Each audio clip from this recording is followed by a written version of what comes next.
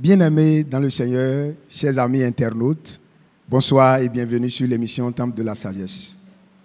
Sur Temple de la Sagesse, c'est un partage de connaissances autour de la parole de Dieu, dans la courtoisie et le respect de l'autre. Je suis Ghislain Amoussou. L'édition que j'ai le plaisir de présenter ce soir porte sur une grosse interrogation.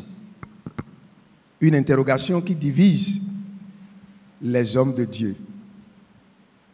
Laquelle interrogation s'intitule « Le péché peut-il faire perdre le salut aux chrétiens ?» C'est bien là une interrogation qui déchaîne les passions dans les assemblées chrétiennes. Et donc ce soir, j'ai le plaisir d'animer cette émission en compagnie de mon confrère Sewaï Mardouché, que je vais bientôt vous présenter. Il sera dans la deuxième partie de cette émission pour me relayer en recevant un certain nombre de pasteurs, puisque ce soir nous avons près d'une dizaine d'hommes de Dieu qui aimeraient intervenir par rapport au sujet. Mardouché, bonsoir. Bonsoir, monsieur Amoussou Ghislain. Bonsoir, chers confrères. J'espère que vous allez très bien. Ça va bien chez toi? Ça va très bien, je remercie Dieu. Alors, le péché, le chrétien, un rapport d'obéissance ou d'infidélité? Alors, je n'en suis pas vraiment spécialiste, mais bientôt nous allons donner la parole aux sachants, comme on le dit. C'est bien pour ça que nous sommes là. Ils vont décortiquer ce thème. Alors, chers internautes, pour débattre de ce sujet-là, je reçois pour vous sur le plateau principal deux invités, deux éminents pasteurs que je vais vous présenter bientôt. Mais en attendant, je voudrais demander à mon cher confrère Mardouché, oui. Comment comptes-tu animer ton plateau autour de ce sujet? Alors, mon plateau va être un peu animé comme le tien. C'est ça. De sorte que les éminents pasteurs, je vais les recevoir ici sur ce plateau. À tour de rôle, je vais leur poser des questions. Moi, je reçois deux pasteurs principaux. Ah oui? Pasteur Lokosi Ignace et Afadegla Apollinaire Missimaou. Ah oui? Ça veut dire que si je te comprends bien, sur ton plateau, vont se dérouler un certain nombre d'hommes de Dieu. Exactement. Merci, chers confrères. Merci. Alors, je me retire pour te revenir bientôt. Merci et courage pour la suite. Qu'il en soit de même pour toi. Merci. Merci bien. Merci bien. Temple de la sagesse. Temple de la sagesse, une émission qui révèle les vérités cachées en Jésus-Christ. Cette émission se déroule en live sur la page Facebook et sur la chaîne YouTube de l'École des fidèles du Christ tous les deuxièmes samedis du mois à 11h10. Temple de la sagesse, restez connectés à votre Dieu. Temple de la sagesse.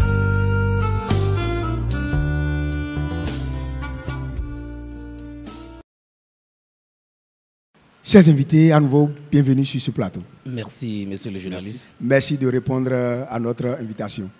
Merci, Ravou. Merci beaucoup. Alors, sans plus tarder, pour entrer dans le vif du sujet, j'aimerais citer un passage que, simple lecteur de la Bible, j'ai retrouvé, qui dit exactement ceci, je cite. 1 Jean 3, verset 8. Celui qui pêche est du diable, car le diable pêche dès le commencement. Le Fils de Dieu apparut afin de détruire les œuvres du diable. Pasteur Afadegla, votre avis par rapport à ce passage? Merci beaucoup, monsieur le journaliste. C'est moi. Je rends grâce à Dieu d'abord pour nous avoir accordé ce moment précieux. Et je lui demande d'inspirer tout un chacun de nous. Amen. Votre avis par rapport à ce passage que j'ai retrouvé dans la Bible? Par rapport au passage que vous venez de lire tout à l'heure, oui. Le péché n'est pas de Dieu. Le péché est du diable. Je n'entends pas. Le péché? Le péché n'est pas de Dieu. Le péché n'est pas de Dieu? Oui. C'est ce que vous dites? Oui. Le D'accord. péché est du diable. C'est ça. Voilà. Les internautes aimeraient comprendre davantage ce que vous êtes en train de dire à travers... Bon. Avant de parler de comment le péché n'est pas de Dieu, il faut pouvoir définir d'abord ce qu'est le péché. Oui, je veux d'abord votre avis par rapport à ce passage que j'ai retrouvé dans la Bible. 1 Jean 3, verset 8. Oui, le camp du diable, c'est le camp des pécheurs. Est-ce que vous voyez? C'est Le camp ça. du diable, c'est le camp des pécheurs. Mais le camp de Dieu, c'est le camp des justes, saints et parfaits. De manière simple, qu'est-ce que la parole de Dieu nous enseigne à travers ce passage? Le passage est très simple à comprendre. Celui qui pêche est du diable. Oui, Ou bien? oui. Donc ça veut dire que le camp de Dieu, le camp du diable, ce n'est que les pécheurs qui sont dedans. C'est ça. Est-ce que vous voyez? De toute façon, je vais vous amener à vous expliquer davantage aux internautes. En attendant, je vais d'abord vers le pasteur Inyas Lokosi pour Merci. la même question. Pasteur Inyas Lokosi, votre avis par rapport à ce chapitre de 1 Jean 3, verset 8. Je vous demande de relire encore le passage, s'il vous plaît. Le passage dit exactement ceci. Oui. Celui qui pêche est du diable, car le diable pêche dès le commencement. Le Fils de Dieu apparu afin de détruire les œuvres du diable. Oui, c'est ça le problème. En fait, quand on parle du péché, le péché est né du diable.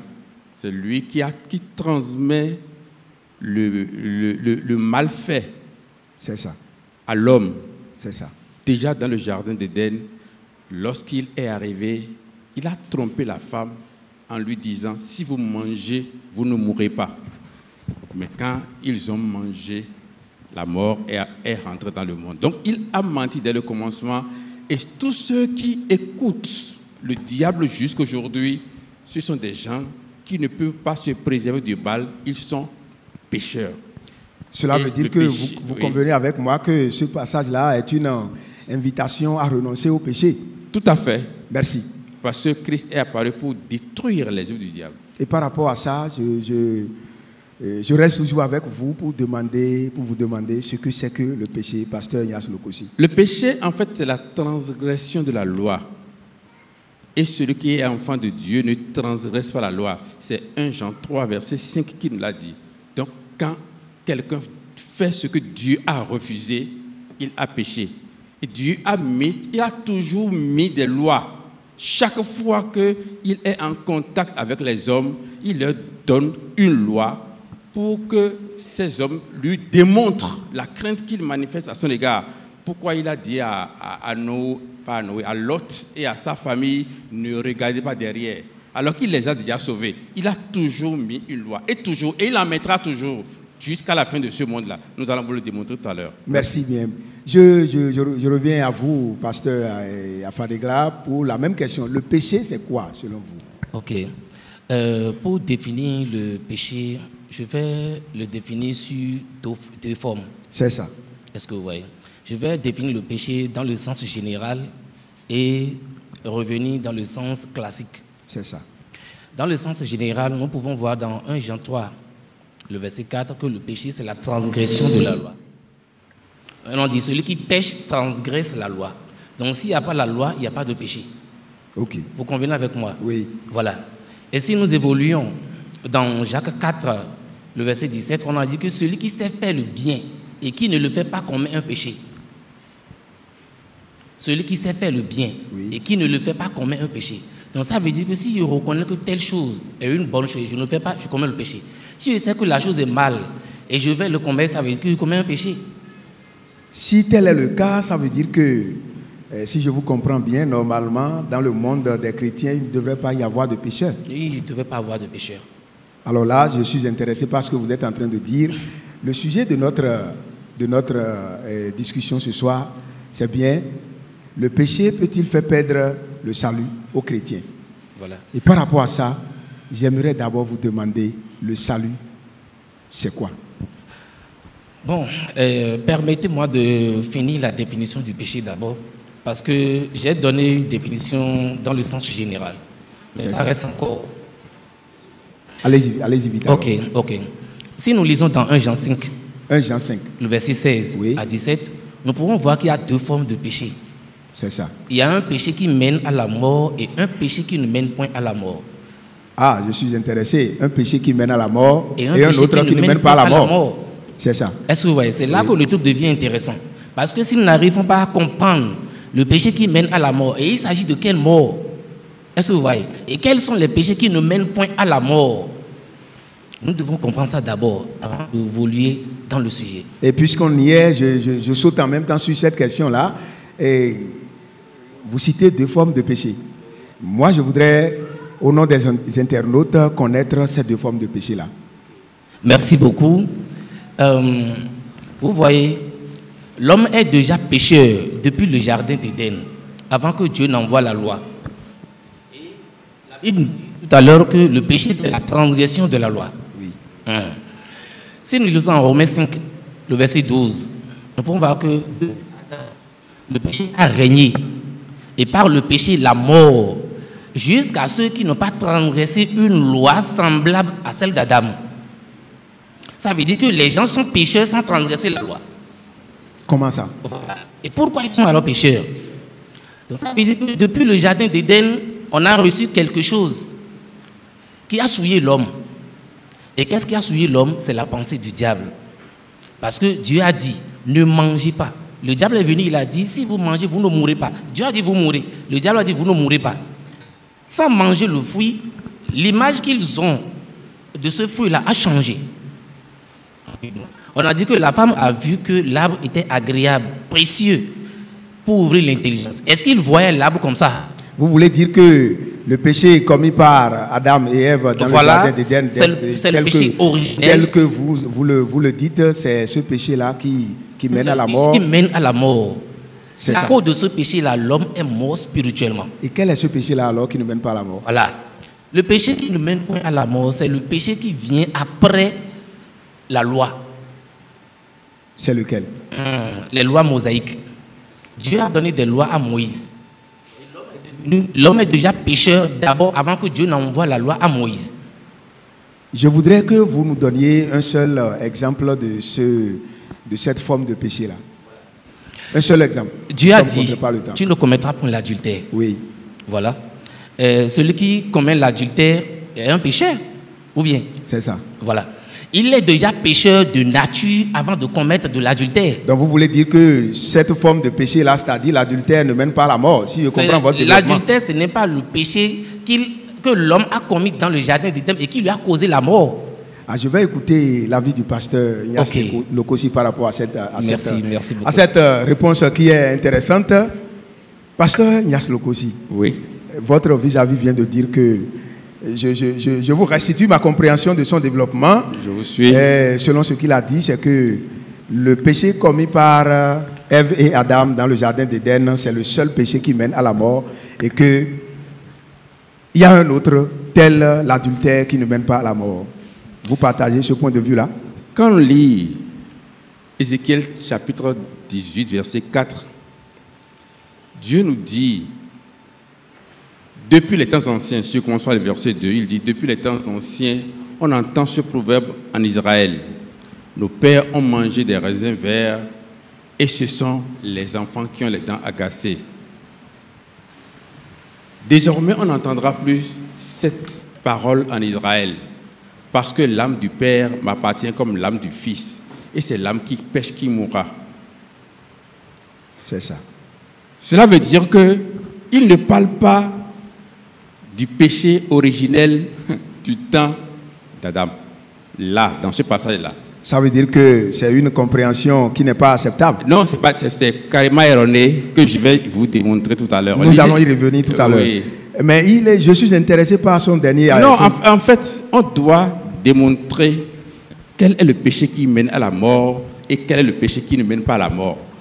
Malheureusement pour nous tous, l'auteur du passage n'a pas dit quel péché mène à la mort et quel péché ne mène pas à la mort. C'est en lisant la Bible que nous allons voir le péché qui mène à la mort. Et le péché qui ne mène pas à la mort, on va le savoir. C'est ça.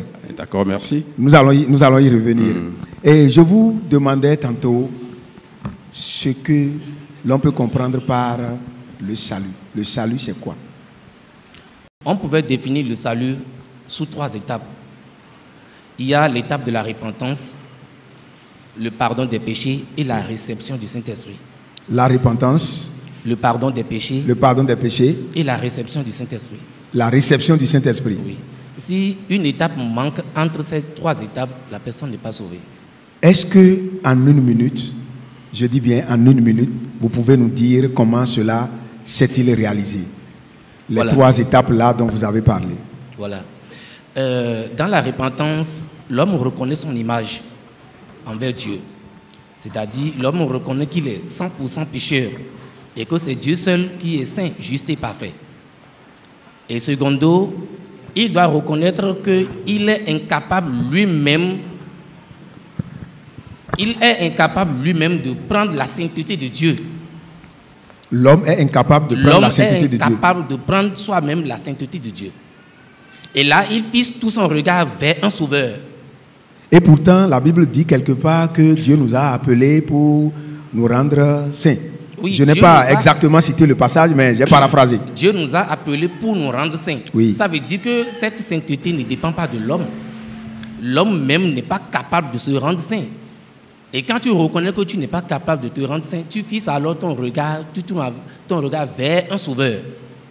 Et c'est là que vient le pardon des péchés. Lorsque tu te sens incapable de te sanctifier toi-même, il y a quelqu'un qui exerce cette fonction-là pour toi. C'est ça. Voilà. Et c'est là que vient le pardon des péchés. Donc, tu as franchi l'étape de la repentance, tu entres dans le pardon des péchés. Et quand tu obtiens le pardon des péchés, on te donne le Saint-Esprit maintenant.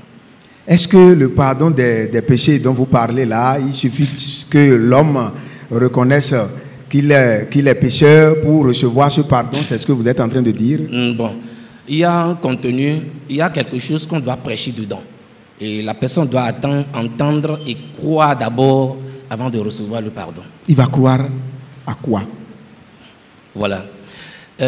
Pour parler de la repentance dans son entièreté, Très brièvement. très brièvement, Oui. je dirais qu'on doit commencer par l'origine du péché, les conséquences du péché. Vous venez d'en parler, vous avez parlé du péché originel. Voilà, Oui. voilà. Donc l'homme doit reconnaître qu'il est déjà mort dans le jardin d'Éden d'abord. Et la Bible nous dit dans 1 Corinthiens 15, le verset 50, le verset 22 du moins, que tous sont morts en Adam. Tous sont morts en Adam. Ça veut dire que nous étions tous en Adam, morts. Mais comment nous sommes morts en Adam? C'est le seul péché que Adam et Ève ont commis qui a fait que nous sommes tous, nous avons hérité cette mort-là. Ce que nous dit Romains 5, le verset 12 jusqu'à 14. Est-ce que vous voyez? Donc, tu dois reconnaître que tu es mort. Tu es pécheur à 100% et que tu es mort devant Dieu. Et en ce moment-là, on t'enseigne maintenant que tu n'es pas capable de prendre la forme de la sainteté que Dieu veut. Mais à quel moment précisément l'homme reçoit le Saint-Esprit? Parce que dans le processus que vous venez de décrire, il y a la dernière étape, si je m'en souviens bien, c'est la réception du Saint-Esprit. La réception du Saint-Esprit. À quel moment précisément l'homme? C'est quand la personne aura franchi l'étape du pardon des péchés qu'il peut recevoir le Saint-Esprit. Oui, comment il reçoit ce pardon-là? Voilà. Qui est-ce qui lui accorde cela? Voilà. Le pardon des péchés, c'est la foi en Jésus-Christ. La foi en Jésus-Christ. Oui, la foi à l'œuvre salvatrice de Jésus-Christ.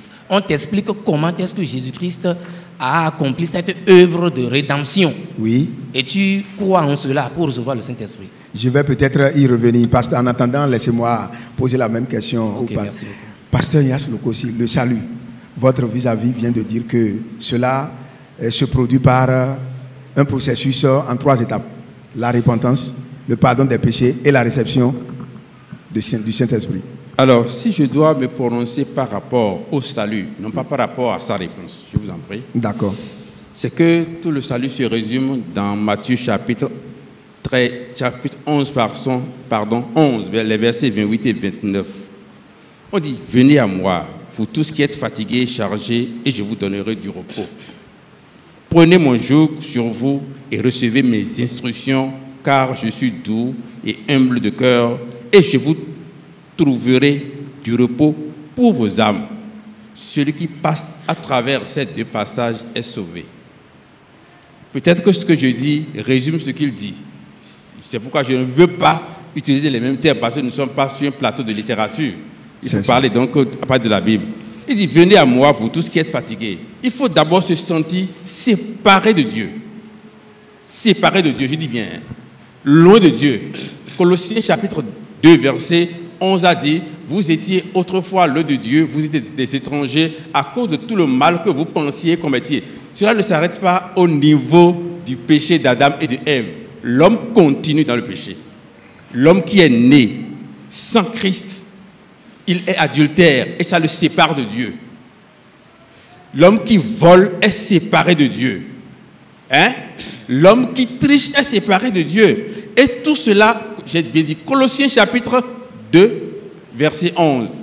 Ce n'est pas par la pensée que Adam a péché, mais on dit, pas de ce que vous pensez et commettiez, vous êtes des étrangers pour Dieu.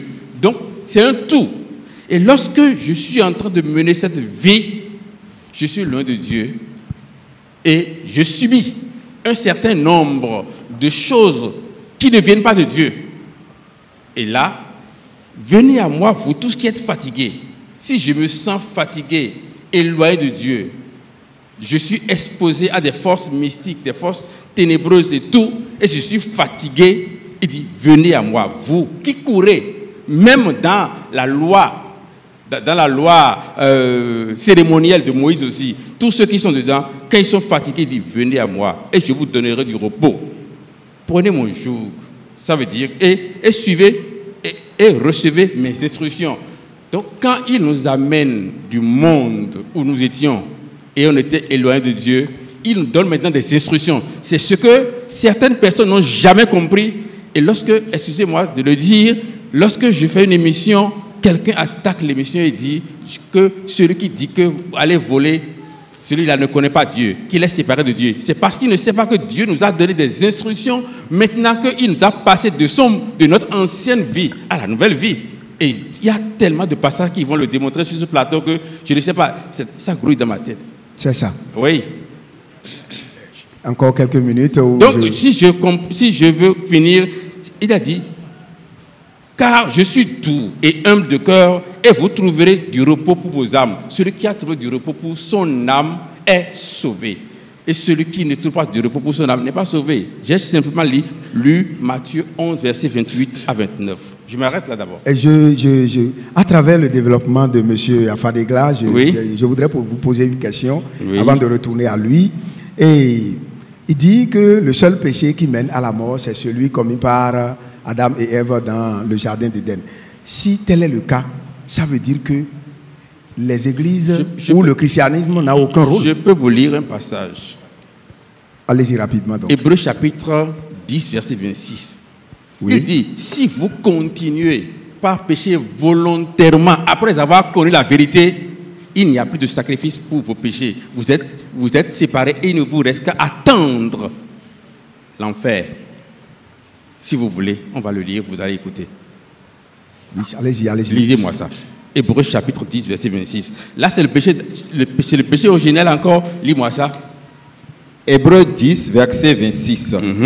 Car si nous péchons volontairement après avoir reçu la connaissance de la vérité, il ne reste plus de sacrifice pour les péchés, mais une attente terrible du jugement et l'ardeur d'un feu qui dévorera les rebelles. Donc, le péché volontaire, c'est lui qui mène à la mort. Et c'est ça ce qu'il a dit tout à l'heure dans Jacques, si tu sais que en arrachant la femme d'autrui, et là, c'est là où les deux définitions du péché se rejoignent dans ce qu'il a dit. Comment est-ce que je sais ce qui est mauvais? C'est par rapport à la loi d'abord. Et cette loi-là, dans Hébreux chapitre 8, la Bible a dit, je vais nouer avec vous une nouvelle alliance. Je vais enlever la loi de la tablette et je vais la transcrire dans votre cœur. Donc, et en transcrivant la loi dans notre cœur, nous sommes tous conscients déjà. Nous connaissons la loi. On n'a pas besoin de prendre ça sur un papier pour nous la lire, mais ce n'est pas par rapport à cette loi que nous connaissons ce qui est mauvais. Et si nous le faisons, nous péchons. Et celui qui pêche volontairement, à coup sûr, ira en enfer. Je vais le répéter jusqu'à la fin de cette émission. Et il y a beaucoup d'autres passages qui vont l'accompagner. Merci bien. Merci beaucoup. Oui, monsieur Afadegla. Oui, merci beaucoup. Le péché originel auquel vous avez fait allusion, si c'est le seul péché, tel que vous le dites, qui mène à la mort, quel est alors le rôle du christianisme ou bien le rôle des églises aujourd'hui. Est-ce que l'église a encore sa valeur? Voilà, merci beaucoup, monsieur le journaliste. Je voudrais me prononcer rapidement sur Hébreux 10, verset 26 d'abord, avant d'aller répondre à votre question. Oui. Et vous savez, je donne un exemple d'abord.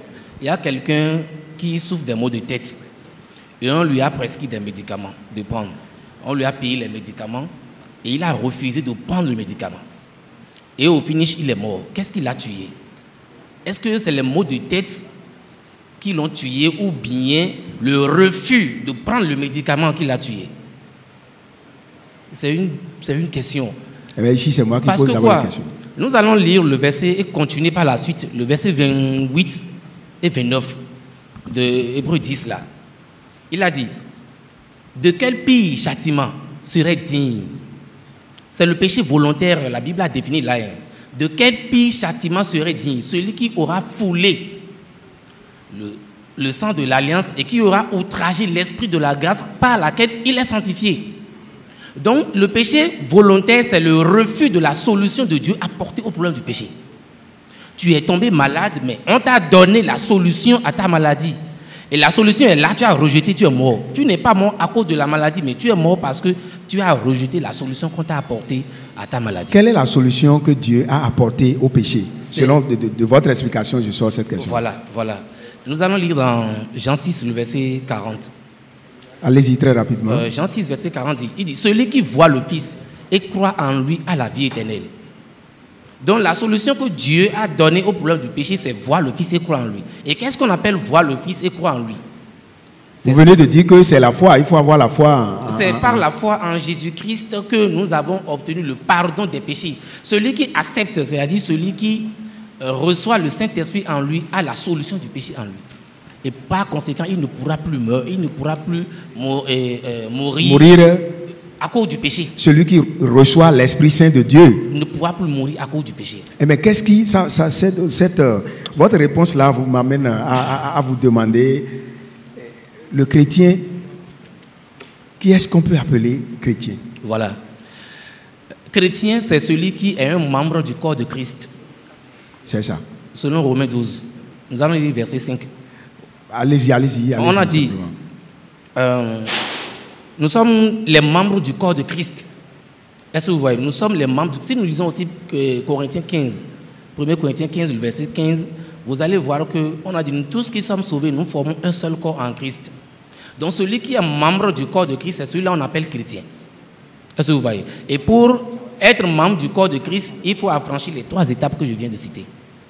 La repentance, le pardon des péchés et la réception du Saint-Esprit. Mais le chrétien, qu'est-ce qui peut le distinguer dans le monde des hommes? C'est-à-dire, qu'est-ce qui montre la différence entre... moi, je ne suis pas chrétien, vous êtes chrétien. Qu'est-ce qui marquera la différence entre vous et moi? Voilà. Pour que quelqu'un reconnaisse un frère, son prochain comme chrétien, c'est sur 2 volets. D'abord, le Saint-Esprit qui est dans la personne. Comment est-ce que celui qui n'est pas sauvé peut reconnaître que celui qui est en face de moi, le Saint-Esprit? C'est ça qui est difficile pour le monde, de connaître un vrai chrétien. Matthieu 7, 21 dit que tous ceux qui me disent Seigneur, Seigneur n'entreront pas tous dans le royaume des cieux, mais seul celui qui fait la volonté de mon Père qui est dans les cieux. Est-ce que vous voyez? Donc nous sommes tous dans les églises en train de dire Seigneur, Seigneur.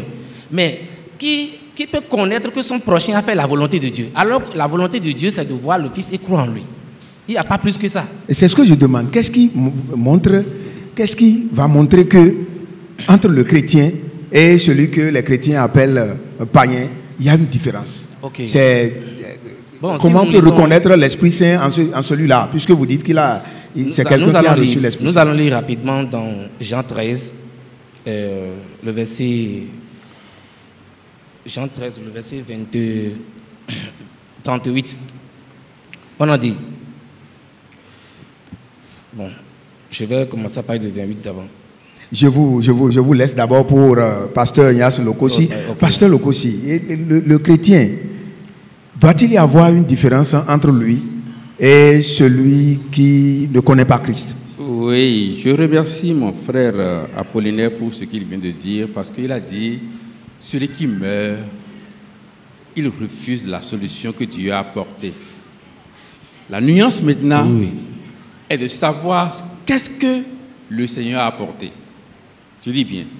Il a refusé la solution que Christ a apportée. Parce qu'il faut croire en lui. Croire en Christ, c'est quoi alors? Dieu a fait une promesse. Ézéchiel 36. Il dit, je répandrai sur vous une eau pure et vous serez purifiés.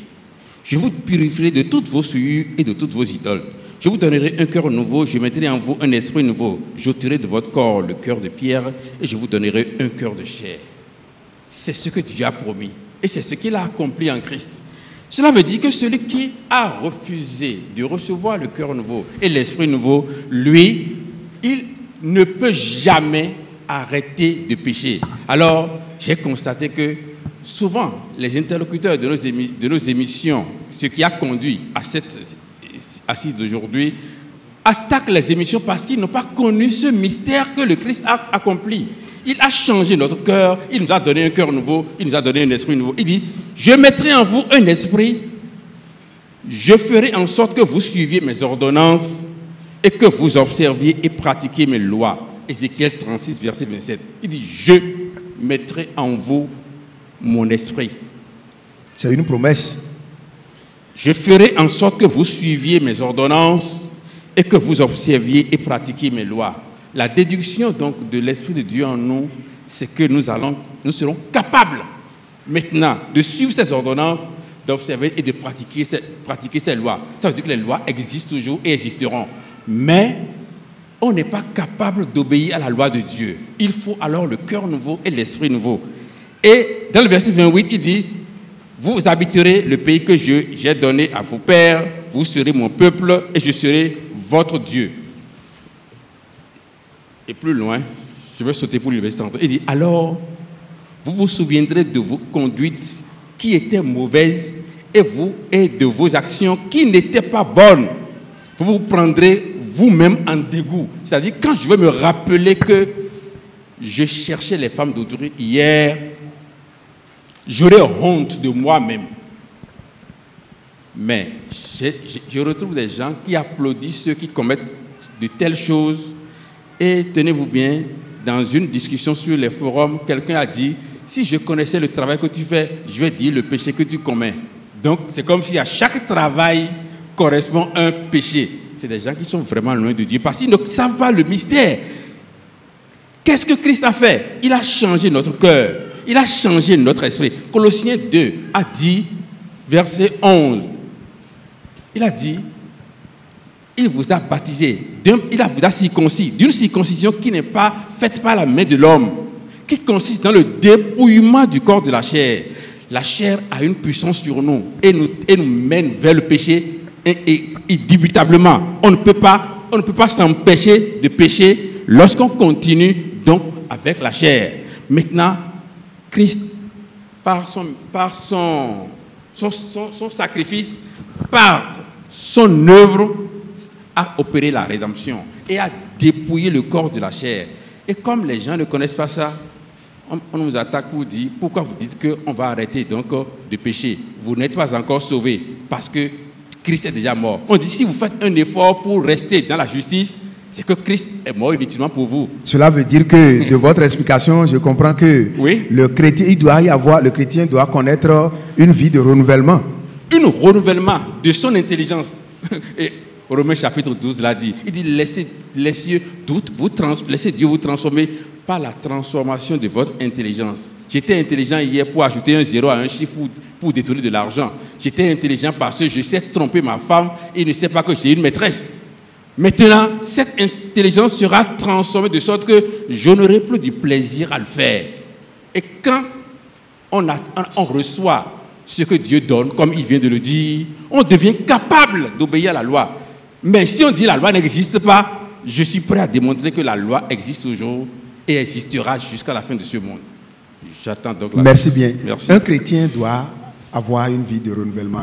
Un chrétien un homme qui vient croire en Christ, d'après Pasteur Lokossi, doit connaître un renouvellement. Partagez-vous cet avis-là?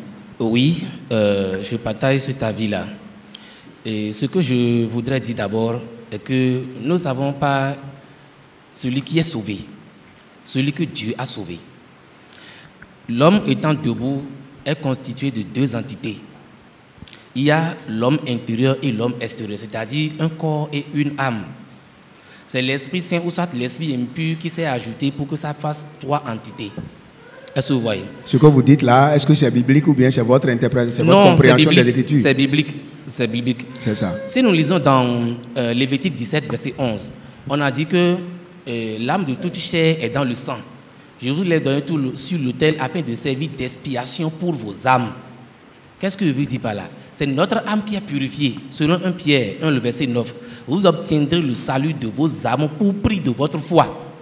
Donc, l'homme intérieur, c'est l'homme intérieur qui est sauvé.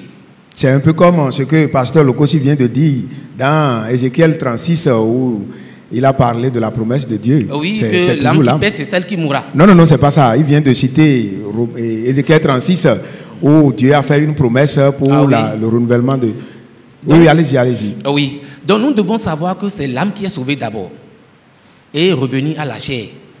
Et si nous lisons dans Romains 7, donnez-nous simplement le chapitre, verset 23, si vous en avez le verset besoin. 23 à 25, ils ont dit qu'on a un lecteur. Donc oui, Romains 7, je voudrais qu'on lise les choses un à un pour que tout le monde puisse entendre, c'est-à-dire voir le fond de ce que veut dire. Oui, vous allez faire l'effort de citer certains passages parce que nous n'avons pas assez de temps pour lire Romains 7, un à un. Romains 7, le verset 23 à 25.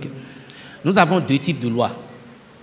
Nous avons la loi de l'entendement, qu'on appelle la loi de Dieu, et nous avons la loi du péché. Est-ce que vous voyez?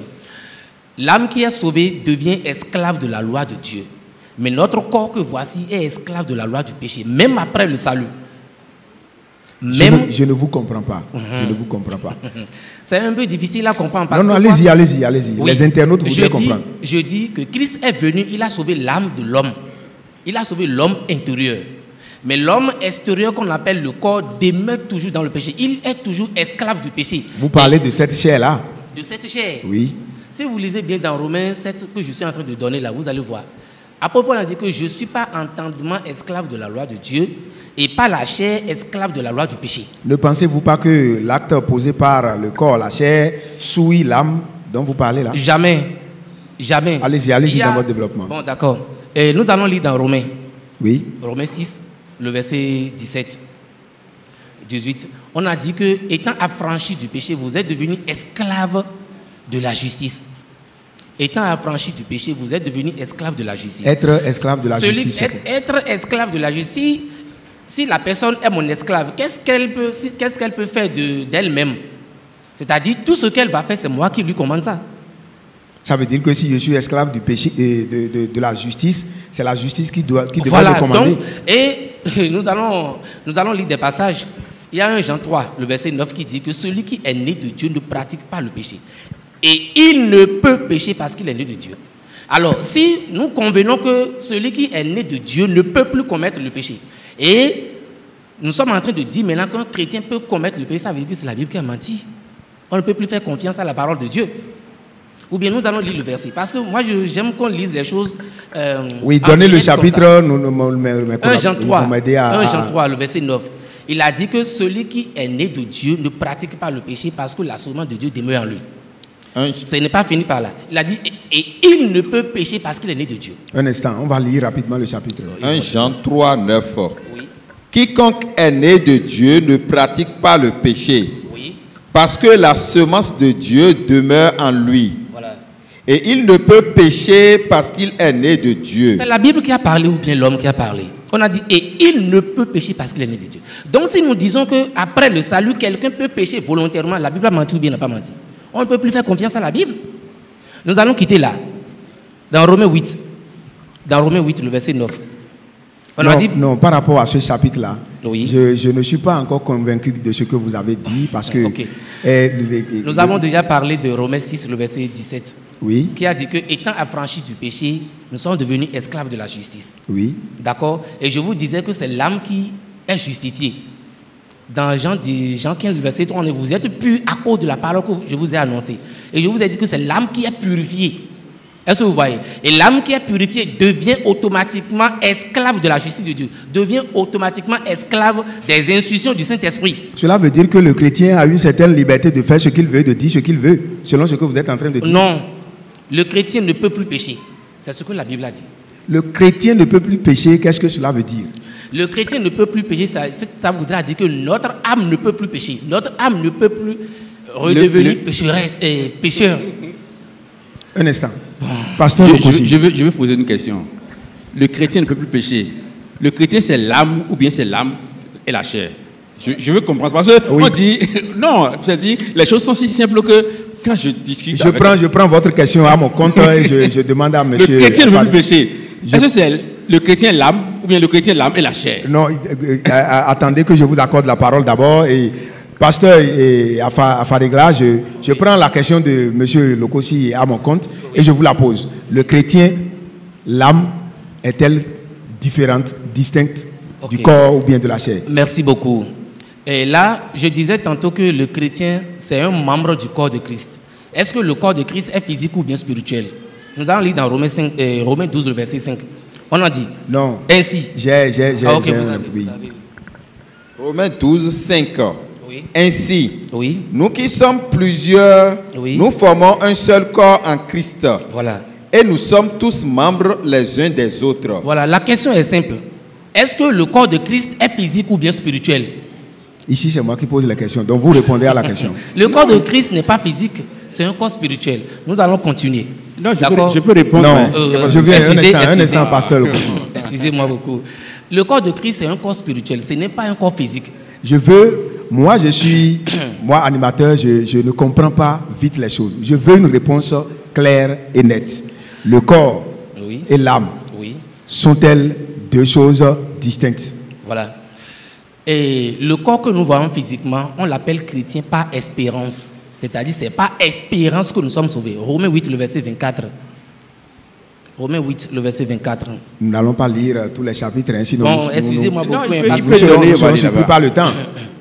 Car c'est en espérance que nous sommes sauvés. Oui. Or, l'espérance qu'on voit n'est plus espérance. Ce qu'on voit, peut-on l'espérer encore? Et je disais tantôt que le corps que nous voyons là, il est sauvé par espérance. Parce que quoi? Il est toujours esclave de la loi du péché. Et ce n'est pas moi qui le dis. C'est dans Romains 7, le verset 25. Et la Bible nous dit que, dans 1 Corinthiens 15, le verset 50, que ce corps que voici n'ira pas dans le royaume des cieux parce qu'il demeure toujours corruptible. Même après le salut, le corps là demeure toujours corruptible. Et celui qui est corruptible, on ne peut pas l'appeler chrétien. Donc, vous parlez du corps alors que après la mort de l'individu, le corps ou bien la chair reste ici. Et c'est l'âme qui va vers Dieu selon ce que les chrétiens disent. Voilà. Après la mort, le corps là est laissé ici. Oui. Et c'est pourquoi il est important que lors de l'avènement de Christ, on nous change de corps. Ce n'est pas moi qui le dis. Nous allons lire dans 1 Corinthiens 15, le verset 52. 1 Corinthiens 15, 52. Vous avez encore une minute par rapport à cette question-là. Nous sommes déjà là, par la grâce de Dieu, on a dit, en un instant, en un clin d'œil, à la dernière trompette, la trompette sonnera et les morts ressusciteront incorruptibles. Et nous tous serons changés. Car il faut que ce corps corruptible revête l'incorruptible et que ce corps mortel revête l'immortalité. Oui, l'allusion est faite à quoi là? Voilà, c'est pour dire quoi? Le corps, Raymond nous a déjà dit que le corps demeure toujours esclave de la loi du péché. Donc, il est toujours corruptible ici. Donc, si nous appelons quelqu'un qu'on voit physiquement chrétien, ce n'est pas espérance, quoi. C'est-à-dire, son salut n'est pas encore accompli. Mais c'est son homme intérieur qui a un salut accompli. Est-ce que vous voyez? Donc, déjà, les lois sont divisées. C'est-à-dire, l'âme est conduite par le Saint-Esprit, mais le corps est conduit par la loi du péché. Là, c'est pourquoi vous allez voir que même étant chrétien que nous sommes, l'homme ne connaît pas en réalité sa nature. Qui d'entre nous ici va lever son petit doigt et dire que depuis que moi je me suis appelé chrétien, je n'ai plus jamais commis de péché? Le mensonge, nous savons que le mensonge, ce n'est pas chrétien. Là, si vous le dites ainsi, moi je peux vous confondre parce que j'ai... Attendez. J'ai une certaine nature. Est-ce que quelqu'un peut lever son petit doigt que moi je n'ai jamais menti après mon salut? Il n'y en a pas. Mais qui va dire qu'il ne connaît pas... Attendez. Non. Qui va dire qu'il ne connaît pas que le mensonge est une mauvaise chose? Il y a un temps de parole pour chacun de vous. Vous êtes en train de faire là une affirmation gratuite parce que vous dites que personne ne peut lever son doigt et dire qu'il n'a plus jamais connu de péché. Après son salut, les gens peuvent vous confondre facilement. Un instant. Pasteur Lokosi. Oui, je brûlais de patience parce qu'il y a beaucoup de choses qui sont dites qui ne sont pas issus de notre Bible. Et suivez-moi bien. Quand je prends 1 Thessaloniciens chapitre 5, verset 23, il dit, d'abord 22, il dit, abstenez-vous de toute espèce de mal. Il parle à qui? Que le Dieu de paix vous sanctifie lui-même tout entier et que tout votre être, l'esprit, l'âme et le corps soient conservés irrépréhensibles. Cela balaie d'un revers de la main tout ce qu'il a raconté jusqu'à présent. Parce que la Bible a dit clairement il dit que le Dieu de paix vous sanctifie lui-même tout entier et que tout votre être, il a commencé par citer l'esprit, l'âme et le corps soient conservés irrépréhensibles lors de l'avènement de notre Seigneur Jésus-Christ. Voilà qui semble clair. L'âme individuellement ne peut jamais pécher. Citez-moi un péché commis par l'âme. Je veux un exemple de péché commis par l'âme. Quand on parle de péché, c'est parce que quelqu'un inspiré par l'esprit qui est au-dedans de lui, étant incapable de se conserver, de se maîtriser, amène son corps à commettre quelque chose. C'est pourquoi la Bible a dit, conservez votre corps et votre corps pur parce que vous êtes le temple de Dieu. C'est l'âme qui est le temple de Dieu ou bien c'est le corps? Merci beaucoup à vous. Moi, j'ai fini. Ça veut dire que le péché est... Accordez-lui encore tout le temps qu'il faut. Non, le péché, je suis encore à vous, le péché est source de séparation de l'homme de Dieu. Le péché sépare l'homme de Dieu. Ah, ça là, je vais vous lire un passage. Oui, bon, je vous le lis. Vous le citez rapidement. Luc chapitre 16, verset 16 dit, la loi et les prophètes ont subsisté jusqu'à Jean. Depuis lors, le royaume des cieux est annoncé et chacun use de violence pour y entrer. Ça veut dire qu'il faut un effort. Ça veut dire qu'il faut faire violence sur toi-même. Je vais te donner un exemple de ma propre vie. Parce que là, c'est-à-dire, ces gens que j'ai côtoyés sur les réseaux, ils n'auront pas l'exemple que je vais vous donner. Je suis séparé de mon épouse, elle est à 400 km de moi. Un jour, quelqu'un m'appelle et me dit, une dame m'appelle et me dit, je veux te voir, pasteur. Je dis, il y a un problème. Il dit, oui, je dois vous voir.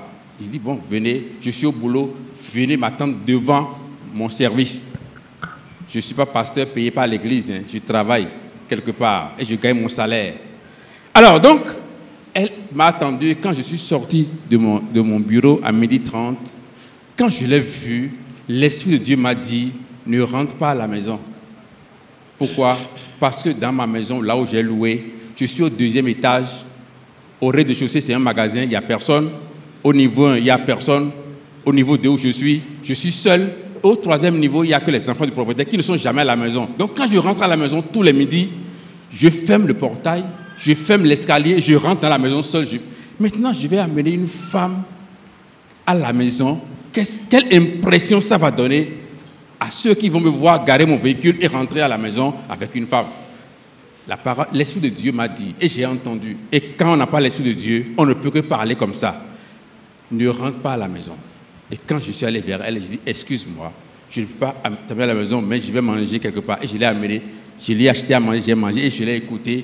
Le problème qu'elle a à me poser, elle me l'a posé et j'ai réglé le problème. Et je lui ai même dit, c'est à cause de toi que je ne suis pas rentré à la maison, parce que si je rentre à la maison, ça va donner l'impression que le pasteur a amené une femme à la maison. Je ne veux pas souiller le corps du Christ. Alors, donc, quand on parle du péché, il n'y a pas péché sans la chair.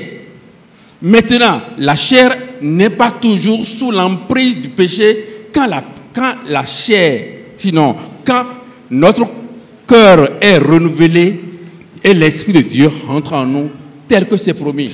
Et ceux qui ne comprennent pas ça, ils ne peuvent que s'attaquer à nous quand on fait nos prédications. C'est ça le problème qu'ils ont.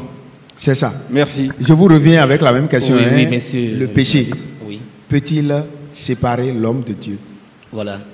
Le péché, c'est le péché qui a séparé l'homme de Dieu. Et je vous dis que celui qui est sauvé ne peut plus pécher. Donc, on ne peut plus dire à un sauvé que le péché va le séparer de Dieu. Et ça veut dire qu'il n'a, même sans aucun effort, il vit dans le salut, un point très, c'est fini. Voilà. C'est ce que vous êtes en train de dire? Non, ça voudra dire que vous n'avez pas compris tout à l'heure ce que j'ai dit. Parce que j'ai dit que c'est l'âme qui est sauvée. D'accord? Et c'est l'âme là qui est esclave de la justice de Dieu. D'accord? Éphésiens 1, le verset 13, il nous a dit que nous avons cru à l'évangile et que Dieu a mis son esprit dans notre homme intérieur. Dieu a mis son esprit dans notre homme intérieur. C'est dans l'âme qu'on a mis le Saint-Esprit. Et c'est l'âme qui est l'esclave de la justice de Dieu. La justice, c'est le Saint-Esprit. Et c'est la loi de l'entendement. Donc, et la Bible dit que notre corps est esclave de la loi du péché. Maintenant, si nous disons que nous allons fuir les désirs charnels, et que c'est notre inquiétude de perdre le salut, nous allons lire dans Romains 8, le verset 9. Romains 8, verset 9. Et nous allons voir. On a dit, pour vous, vous ne vivez pas selon la chair, mais selon l'esprit, si du moins l'esprit de Dieu habite en vous. Le français là, est-ce que vous pouvez comprendre ça? Si du moins l'esprit de Dieu habite en vous. Vous ne vivez plus selon la chair, mais selon l'esprit, si du moins l'esprit de Dieu habite en vous. C'est tout ce qu'on nous demande, qu'on nous converge vers la réception du Saint-Esprit. C'est pour dire quoi? Celui qui reçoit le Saint-Esprit a franchi du péché. Non, vous ne voyez pas que ce chapitre-là met l'accent sur le renouvellement dont on est en train de parler, le renouvellement de l'homme pécheur dont on est en train de parler. Non, l'homme est déjà renouvelé dès qu'il a le Saint-Esprit. Ce n'est pas qu'il a le Saint-Esprit aujourd'hui, il a la vie, et demain il pêche, il perd le salut, et après demain il va se corriger pour recevoir le Saint-Esprit. Ce n'est pas ça. Et si le Saint-Esprit habite en lui, est-ce qu'il va toujours continuer à faire ce qu'il avait l'habitude de faire et qu'il n'agréait pas Dieu? Voilà. Merci, c'est une bonne question. En étant sauvé, notre corps doit être un instrument utile pour l'œuvre de Dieu. Donc c'est le Saint-Esprit maintenant qui s'en charge de la conduite du corps de celui qui est sauvé. Je vais m'expliquer. D'accord? Voilà. Une minute. Oui. C'est ça le point. En tout cas, nous sommes le temps du Saint-Esprit. Tu peux donner le temps qu'il faut, mais quand j'aurai la parole, laissez-moi développer quand même. Et que c'est le Saint-Esprit qui doit nous guider. Et pour nous guider, c'est à travers les enseignements qu'on nous donne. Oui. Dans Jean 13, le verset 34, on a dit que enseignez-les ce que je vous ai dit. Aimez-vous les uns les autres. C'est en cela que les gens reconnaîtront que vous êtes mes disciples. Et j'ai lu quelque part dans la Bible où il est dit que le Saint-Esprit est notre consolateur, il est notre guide, il a un certain nombre de rôles à jouer dans la vie de l'homme. C'est ça, je m'en vais dire. Et par rapport à ça, qu'est-ce que vous êtes en train de dire? Voilà. On a donné le Saint-Esprit à notre âme. Maintenant, on a ôté le péché de l'âme. On a ôté la connaissance du bien et du mal de l'âme. La Bible nous dit dans Romains 10, verset 4, que Christ est la fin de la loi pour la justification de tous ceux qui croient. Donc, alors que c'est à travers la loi, l'homme connaît s'il fait le bien ou le mal. Et si on arrête la fonction de la loi, comment est-ce que tu peux savoir que tu pêches? Tu ne peux plus savoir que tu pêches. Dans Romains 4, verset 15, il a dit que sans la loi, il n'y a non plus de transgression. Sans la loi, il n'y a non plus de transgression. Alors que Christ est déjà la fin de la loi pour tous ceux qui croient. Vous voulez dire que pour les chrétiens, la loi, il n'y a pas de loi? Pour l'âme qui est sauvée, l'âme ne connaît plus le bien et le mal. Et par conséquent, il est devenu esclave du Saint-Esprit. Donc c'est le Saint-Esprit qui prend contrôle maintenant de ce qu'il doit faire. Donc c'est le Saint-Esprit qui doit guider le corps. L'âme ne connaît plus le bien et le mal. L'âme ne reconnaît... Ça veut dire qu'il est dans une certaine ignorance ou bien je ne sais pas. Non, ça veut dire que lui, il est dépourvu de la connaissance du bien et du mal. Et c'est l'image là qu'on était dans le jardin d'Éden sans avoir la connaissance du bien et du mal. Et Dieu a dit, le jour où vous mangez le fruit de l'arbre qui donne la connaissance du bien et du mal, vous mourrez. Donc ça veut dire que c'est la connaissance du bien et du mal qui nous a tués dans le jardin d'Éden. Et quand Christ est venu maintenant, il a arrêté ça là, dans l'âme. Il est la fin de la loi pour la justification de tous ceux qui croient. Et c'est l'âme qui est sauvée. Maintenant, la loi est renvoyée dans nos corps. Maintenant, c'est le Saint-Esprit qui dit au corps, fais ci, fais ça, fais ci, fais ça, pour le compte de l'âme, pour le compte du salut de l'âme. C'est un peu compliqué dans Ézéchiel. Non, ça ne devrait pas être compliqué, étant donné que c'est des fidèles que vous allez conquérir. Oui. Et il faut tout faire pour leur faire comprendre ce que vous êtes en train de dire. Voilà. Je reviendrai à vous tout à l'heure pour une question qui me vient à l'esprit à partir de votre développement. Mais en attendant, j'aimerais savoir, Pasteur Lokosi, est-ce que je peux avoir le temps qu'il faut pour expliquer? Oui, allez-y. Alors, préparez-moi Romains chapitre 12 et on va lire tout à l'heure. Mais en attendant,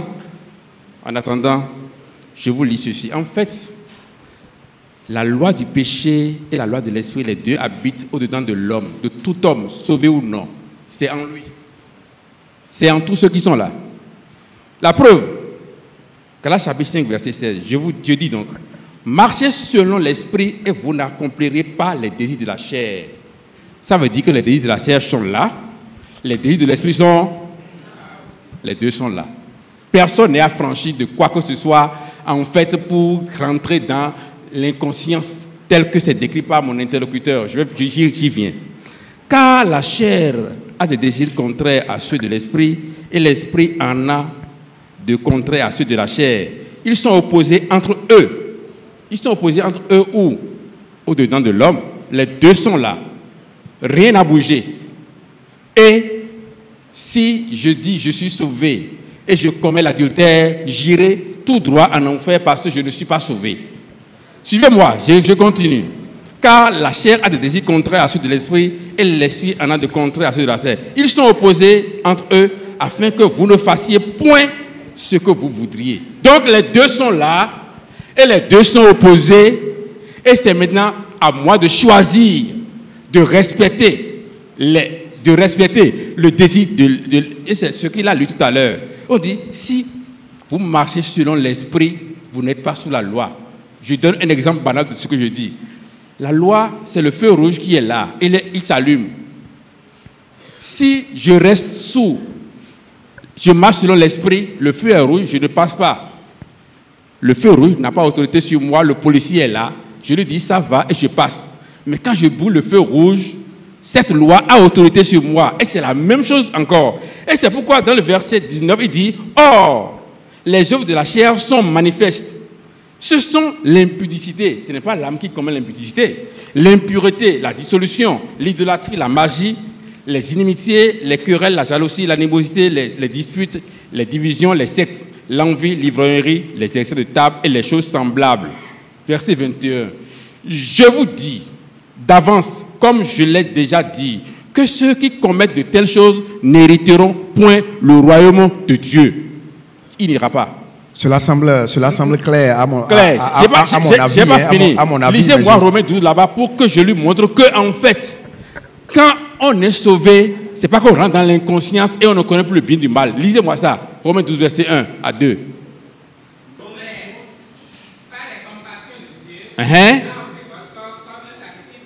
C'est une recommandation d'offrir votre corps comme un sacrifice vivant.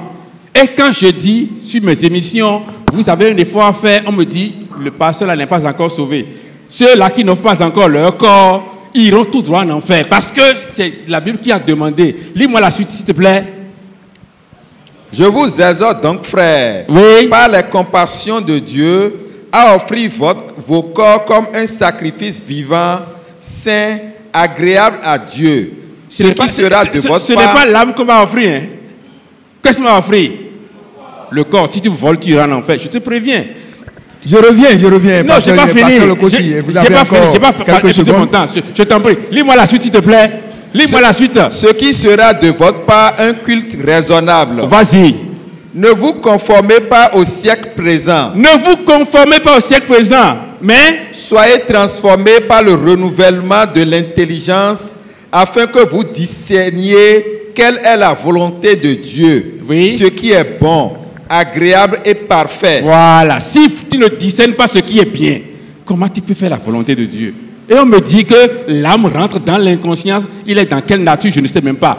Il doit toujours être conscient. Et là, c'est-à-dire, la volonté de Dieu est toujours là et la volonté de la chair est toujours présente. Celui qui se laisse conduire par l'esprit. Et pourquoi dans Éphésiens 4, verset, je crois bien, il dit, n'attristez pas le Saint-Esprit de Dieu qui est en vous. Quand vous commettez le péché, vous l'attristez. Il avait dit que je ne dirais rien de biblique sur ce plateau, mais jusqu'à présent, je lis la Bible. C'est lui. On est là, on donne la parole encore. Ça veut dire que, selon vous, le vol, l'adultère, le mensonge, la calomnie, la médisance, tout ça constitue des péchés qui je viens de lire dans Galates chapitre 5, du verset 19 au verset 20. Il a cité tout ça là. Il a dit, ceux qui commettent de telles choses n'hériteront point. Merci. Pasteur Fadigra. Oui, merci. Votre avis par rapport à son développement? Je voudrais dire Amen pour ce qu'il a dit d'abord. D'accord? Parce que c'est une vérité. Mais au fait, j'avais dit tout à l'heure que l'homme ne reconnaît pas sa nature. C'est le problème.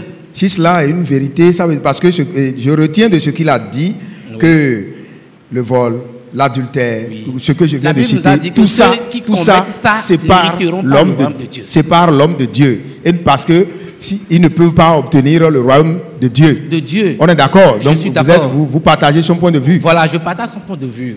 Maintenant, ce que je suis en train de dire, la nuance qui est là et vous ne savez pas est quoi? C'est-à-dire, l'impureté du corps n'agit pas sur la pureté de l'âme. C'est tout ce que je suis en train de dire. Ah, là je ne vous comprends pas. L'impureté du corps, non, je reprends. N'agit pas sur la pureté de l'âme. Je restitue votre propos. L'impureté du corps n'agit pas sur la pureté de l'âme. La pureté de l'âme. Voilà. Parce qu'ils sont conduits par deux choses différentes. 1 minute pour nous l'expliquer. Bon, 1 Pierre 2, le verset 11, on nous a dit... Nous n'avons plus assez de temps, hein? Allez-y vite. Bon. On a un lecteur, on vient de nous dire ça. Oui, allez-y. Bien-aimés, je vous exhorte comme étrangers et voyageurs sur la terre à vous abstenir des convoitises charnelles qui font la guerre à l'âme. Voilà. Et pourquoi est-ce que les convoitises charnelles font la guerre à l'âme? Si ce qui est dans l'âme est égal à ce qui est dans le corps, est-ce que les désirs charnels vont encore faire la guerre au désir de l'âme? Il y a un chapitre qui vient de dire que... Il y a un chapitre de la Bible qui dit que les désirs ne sont pas les mêmes. C'est des désirs différents. Oui, ce sont des désirs différents. Donc ça, les désirs de l'esprit sont différents aux désirs de la chair. Et pourquoi? Parce qu'ils sont conduits par deux différents types de lois. C'est ce que je suis en train de dire depuis. Le corps est conduit par la loi du péché et il doit commettre le péché et il ne peut pas hériter le royaume de Dieu. C'est pourquoi il dit Amen à ce qu'il a dit. Mais comment reconnaissez-vous alors que ce qu'il vient de dire est une vérité, étant donné que les faits, les pratiques que nous venons de citer... C'est une vérité parce que le corps n'est pas sauvé et il commet le péché et il ne peut pas hériter le royaume de Dieu. Et c'est pour cela que si, du moins, l'âme qui est dedans est déjà sauvée, a le Saint-Esprit, le jour de l'avènement de Christ, on va lui changer un autre corps. Parce que le corps qu'il porte n'est pas un corps pur. Quand il aura vécu tout le temps sous l'emprise du péché, à sa mort, on va lui changer un autre corps, il deviendra un homme. Je vais vous... C'est une question de compréhension que je vous pose. Celui qui est sauvé ne peut pas dire que tout le temps, lui, vit dans le péché. Sûrement qu'il fait quelque chose de bien, il fait quelque chose de mal. Et sans doute, ça veut dire que votre développement là, me permet de vous demander, de vous dire ou bien de conclure que le chrétien ne peut pas perdre le salut. Le chrétien ne peut pas perdre le salut. Le salut ne se perd pas. Comment ça? Voilà. En 1 minute. En 1 minute. Oui, parce que nous sommes contraints par le temps. Je propose que vous lui donnez tout le temps qu'il faut pour nous avons cette affaire. Nous allons lire. Parce que je vois que vous permettez un peu de temps à mon interlocuteur de lire ces passages. Ce n'est pas vrai. De mon côté, vous ne me permettez pas. Je gère le temps. Donc nous allons lire. D'accord? Permettez-moi de lire. Jacques 3, le verset 11. On a dit, la source fait-elle jaillir par la même ouverture l'eau douce et l'eau amère? On est en train d'expliquer l'état de l'âme qui est pure. D'accord? Donc, si quelqu'un est impur, il ne peut pas sortir quelque chose d'impur. Nous allons continuer. On a dit, un figuier, mes frères, peut-il produire des olives ou une vigne de figues? De l'eau salée ne peut pas non plus produire de l'eau douce. Et la Bible nous dit dans Tite 1, le verset 15, que tout est pur pour celui qui est pur. Je vous dis que l'âme qui est pure ne peut plus faire sortir quelque chose d'impur. Si quelqu'un qui est pur, si l'âme est pure et elle peut faire sortir quelque chose d'impur, ça veut dire qu'il a perdu le salut, alors qu'elle est esclave de la justice de Dieu. Ça veut dire que le salut est un titre foncier. Pour l'âme et non pour le corps. C'est un titre foncier, pour l'âme si je comprends votre développement. Oui, pour l'âme et non pour le corps. Pasteur, excusez-moi beaucoup. Parce que, quelques secondes encore. Bon, parce que je vais retourner le plateau à mon confrère. Ok. Romains 11, 29 nous dit que car Dieu ne se repent pas de ses dons ni de son appel. Vous avez lu quel passage? Romains 11, le verset 29. Romains 11, verset 29. Merci. On a dit car Dieu ne se repent pas de ses dons ni de son appel. Alors que nous voyons dans Romains 8, le verset 30, que c'est un appel que nous avons reçu comme le salut. C'est un appel que nous avons reçu comme le salut. Et la Bible dit que Dieu ne se repent pas de son don ni de son appel. Et comment est-ce que quelqu'un peut perdre le salut? Alors que la même Bible est en train de nous dire que celui qui est né de Dieu ne pêche point et ne peut pécher parce qu'il est né de Dieu.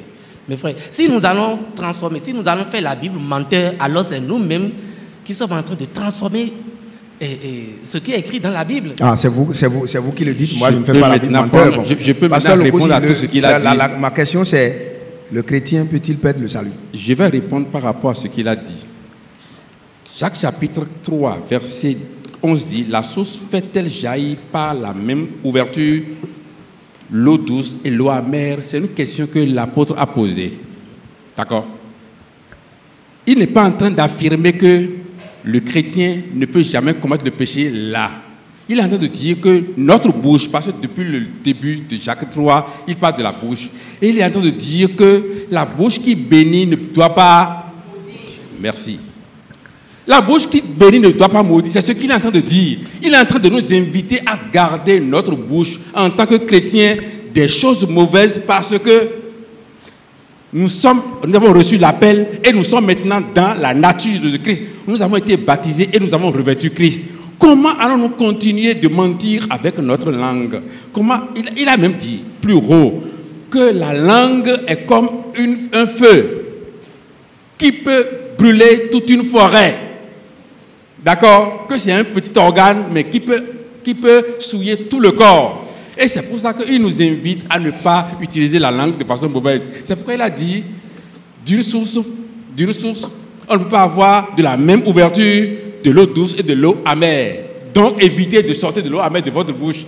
Et on prend ça pour me dire, parce que c'est ça, c'est très faux, mon frère. Il ne faut plus jamais répéter ça. C'est bien. Non, c'est ici. Beaucoup. C'est moi qui dis. C'est très faux. Ici, c'est moi qui distribue la parole et nous sommes... nous allons retourner le plateau. Oui, nous allons retourner le plateau d'abord à mon confrère, Sewaï Mardoché. Eh bien, chers internautes, comme vous l'aurez compris, les avis de mes deux invités sont partagés par rapport à cette question du péché. Qui le pasteur Afadegla considère qu'il existe deux types de péchés. Il y a un péché qui conduit à la mort et un autre qui ne conduit pas à la mort. Et son vis-à-vis partage cet avis, mais il soutient qu'il y a bien des péchés qui conduisent à la mort. Et par rapport à ça, la Bible est muette, tout en relevant un certain nombre de péchés tels l'adultère, le vol, etc., qui conduisent à la mort et qui séparent l'homme de Dieu. Une réponse à la question fondamentale que nous sommes en train de poser. Mais pasteur Afadegla considère que l'âme et le corps sont différentes. Et à partir du moment où l'âme est sauvée, il n'y a point de condamnation pour elle et qu'elle ne peut jamais perdre le salut. Je vais retourner le plateau à mon confrère Sewaï Mardoché, mais en attendant, je vous prie d'écouter ceci. Temple de la sagesse. Face à face. Temple de la sagesse, une émission qui révèle les vérités cachées en Jésus-Christ. Temple de la sagesse, bienvenue dans le face-à-face. Temple de la sagesse.